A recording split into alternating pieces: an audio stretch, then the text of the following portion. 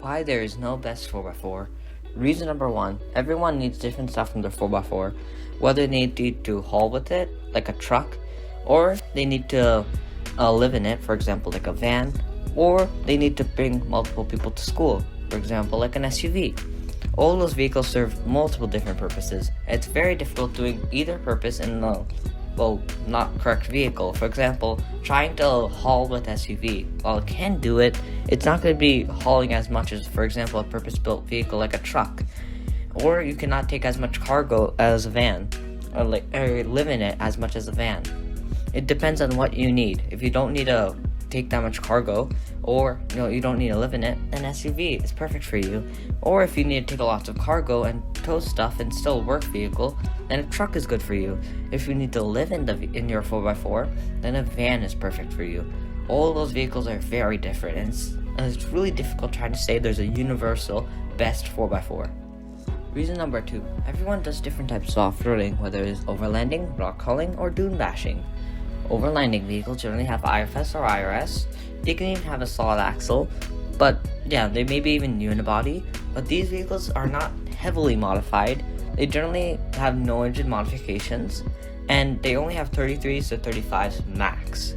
They get relatively good gas mileage compared to rock hauling and dune bashing vehicles, and they're relatively bigger compared to a rock hauling vehicle, but smaller than a dune bashing vehicle. These vehicles have enough space for provisions inside, but small enough so they can fit on trails. And these vehicles can go off the grid for a while. This is very different compared to a rock hauling vehicle.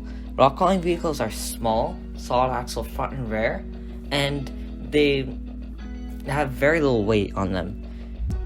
These vehicles are very capable and heavily modified. They even may have engine modifications to handle the bigger tires.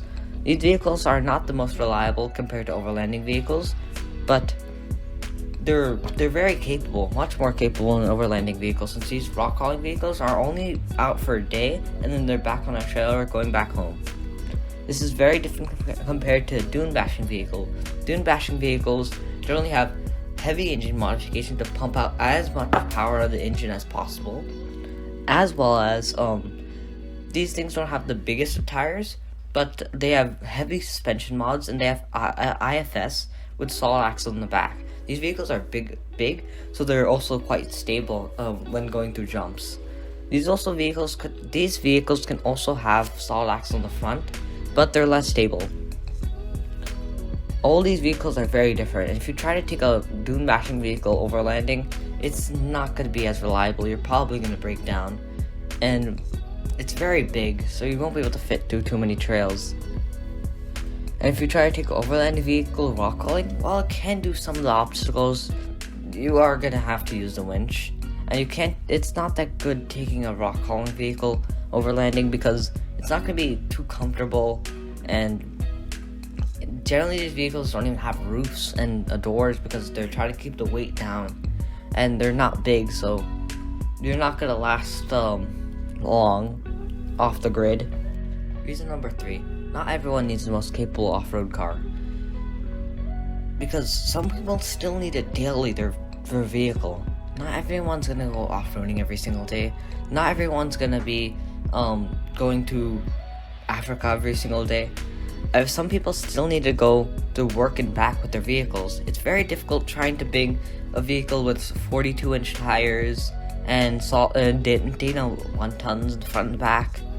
It's just not going to be that fun to drive, and the fuel efficiency is not going to be good either. That's why good vehicles like the 4Runner exist. They have IFS, they're relatively comfortable, and if you put 33s, they have okay fuel mileage, but they're dailyable. Reason number four, people afford different things. Your options at $10,000 are very different compared to 20, 30, 40, and 50, and 60. Generally, if you're looking at $10,000, you're not even getting a new off-roader. If you're looking at something like $60,000, you can get a nicely loaded Jeep. Very nicely loaded Jeep. That thing is basically a luxury car at that point. Too much tech.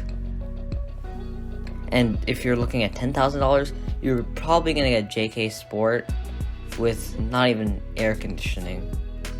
They're very different price budgets, and depends on what you need. Fast, Chocolate!